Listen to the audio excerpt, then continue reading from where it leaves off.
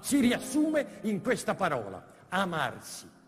Però c'è una cosa da dire, che il tempo passa e il problema fondamentale dell'umanità da 2000 anni è rimasto lo stesso, amarsi, solo che ora è diventato più urgente, molto più urgente. E quando oggi sentiamo ancora ripetere che dobbiamo amarci l'un l'altro, sappiamo che ormai non ci rimane molto tempo. Ci dobbiamo affrettare, affrettiamoci ad amare.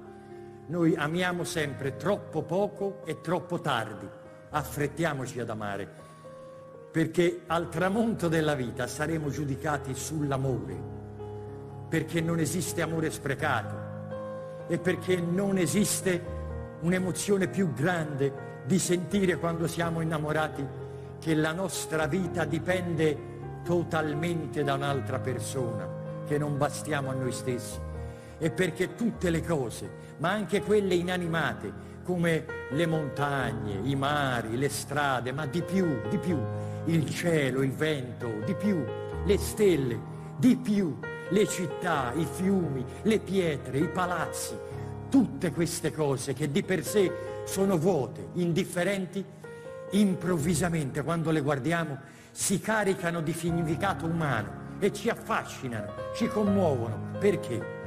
Perché contengono un presentimento d'amore, anche le cose inanimate, perché il fasciame di tutta la creazione è amore e perché l'amore combacia con il significato di tutte le cose, la felicità, sì, la felicità.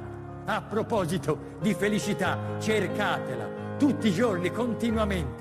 Anzi, chiunque mi ascolti ora si metta in cerca della felicità ora, in questo momento stesso, perché è lì, ce l'avete, ce l'abbiamo, perché l'hanno data a tutti noi, ce l'hanno data in dono quando eravamo piccoli, ce l'hanno data in regalo, in dote, ed era un regalo così bello che l'abbiamo nascosto, come fanno i cani con l'osso quando lo nascondono, e molti di noi l'hanno nascosto così bene che non si ricordano dove l'hanno messo, ma ce l'abbiamo, ce l'avete. Guardate in tutti i ripostigli, gli scaffali, gli scomparti della vostra anima, buttate tutto all'aria, i cassetti, i comodini che ci avete dentro, vedrete che esce fuori, c'è la felicità, provate a voltarvi di scatto, magari la pigliate di sorpresa, ma è lì.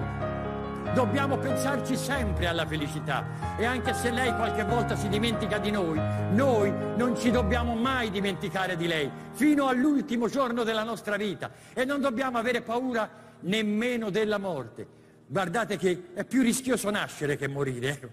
Non bisogna aver paura di morire, ma di non cominciare mai a vivere davvero. Saltate dentro all'esistenza ora, qui, perché se non trovate niente ora, non troverete niente mai più.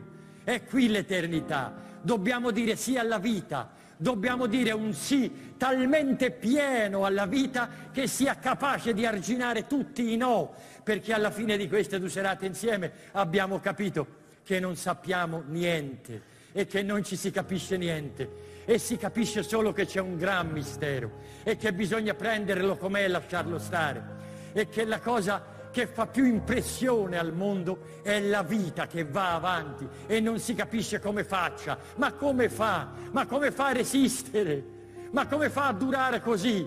È un altro mistero e nessuno l'ha mai capito, perché la vita è molto più di quello che possiamo capire noi, per questo resiste. Se la vita fosse solo quello che capiamo noi, sarebbe finita da tanto, tanto tempo, e noi lo sentiamo che da un momento all'altro ci potrebbe capitare qualcosa di infinito, e allora ognuno di noi non rimane che una cosa da fare: inchinarsi